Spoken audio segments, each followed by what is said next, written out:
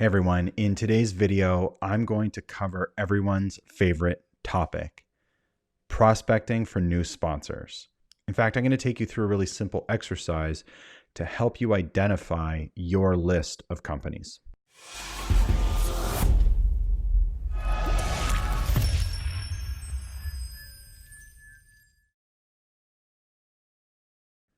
All right, before we dive in and start talking about prospecting for new sponsors, I want to make sure that you hit the like button, hit the subscribe button, and click the bell icon so that you get updates every time we release a new video. Now, before we jump over to my iPad, where I'm going to take you through a really simple exercise to build your own prospect pool, I want to touch on something that we hear an awful lot in the Sponsorship Accelerator. When new clients join us, they say, I just don't know who to reach out to. I don't have enough prospects or sponsors to fill my pipeline. And then after they go through our prospecting training, they say, you were right. We have way more prospects than we could ever reach out to. In fact, some of our clients end up hiring prospect research help just to get through the volume of prospects. So if you think that you don't have enough prospects, enough companies to reach out to, this exercise will definitely change that. So when we engage in prospect research, we use the concentric circles theory. You want to start with your warmest, your hottest prospects in the center of your concentric circle and work your way out from there.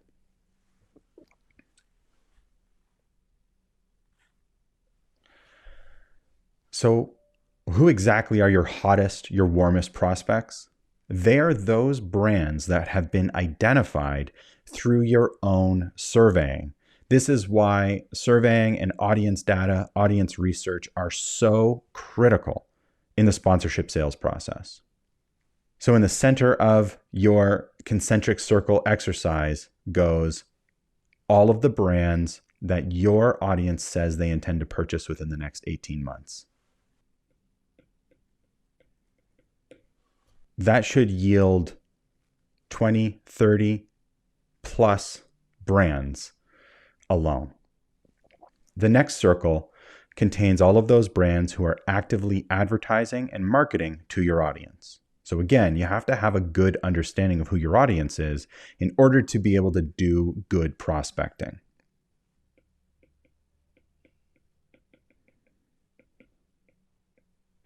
Now you can outright ask your audience what they're reading, what media they're consuming, or you can actually build out an avatar or an audience persona or niche of your target audience, and then ask the question, who is marketing to these people? Once you've done that, you want to purchase the media, consume the media, listen to the radio, watch the TV shows, and see who's actively spending money to get in front of your audience.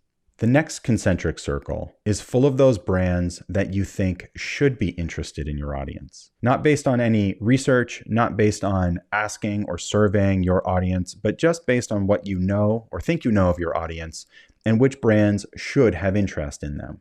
We'll refer to that group as possible interest.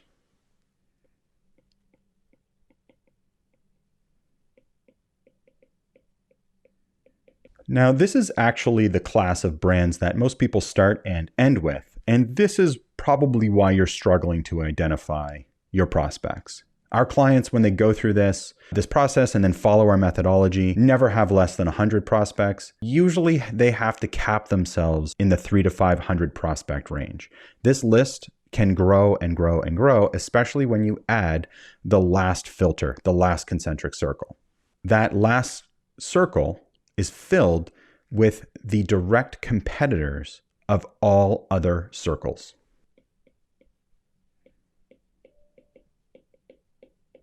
In other words, if you've identified 2 or 3 automotive brands in your survey data or through your advertising research, then the direct competitors of those 2 or 3 automotive brands enter the biggest concentric circle.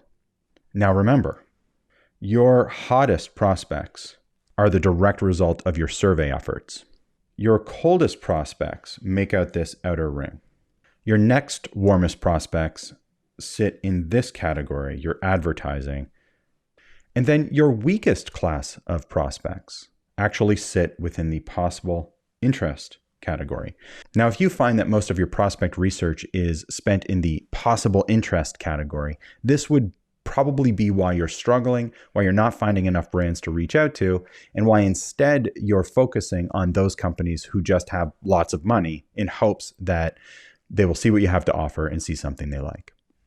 So there's a really simple exercise for you to go through to help you identify which companies should have interest in hearing from you to learn more about the audience you have access to. So if you want to learn more about how to find the right audience data, how to interpret it and present it in a way that helps with your prospecting efforts, check the link down below, which goes right to some free training that I've put together for you.